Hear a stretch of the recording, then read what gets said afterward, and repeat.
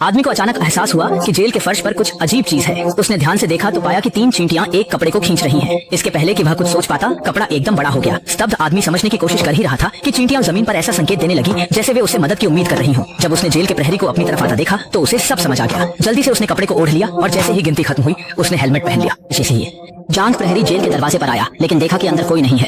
हैरान होकर वह अंदर झांकने लगा, लेकिन उसे पता नहीं था कि आदमी अब चींटी बन चुका है और उसके पैरों तले भाग रहा है। तभी आदमी ने अचानक एक फिसलते हुए स्लाइड से दरवाजे की दरार से बाहर निकलने की कोशिश की, लेकिन जैसे ही उसने सीढ़ियों से कूदकर भागने का सोचा, अचानक उसके सामने चींटियों की एक विशाल सेना आ गई। यह देखकर वह इतना डर गया कि उसकी हालत खराब हो गई। लेकिन अच्छी बात यह थी कि चींटियां कभी उन पर हमला नहीं करती थीं जिनका शरीर संरक्षित था।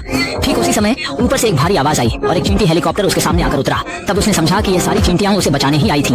झटपट वह हेलीकॉप्टर पर सवार हो गया। इसी दौरान जेल के भीतर हड़कंप मच गया क्योंकि वह कैदी वहां से फरार हो चुका था। अधिकारियों ने उसे पकड़ने के लिए अपनी पूरी ताकत झोंक दी। हेलीकॉप्टर की मदद से वह बच निकला, लेकिन तभी एक मोटरसाइकिल अचानक उसकी ओर तेजी से आई। उसने धक्का खाया और हवा में उछालकर एक बस में जा गिरा। वहीं वह एक महिला के बालों में फंस गया और एक थप्पड़ की मार से उड़कर अखबार पर जा गिरा। इससे पहले कि वह समझ पाता, खिड़की से उठे गर्म हवा के झोंके ने उसे ऊंचाई पर उड़ा दिया। इस हिचकोले और दौड़ भाग से वह पूरी तरह चकरा गया और भूमिगत गिरना शुरू कर दिया।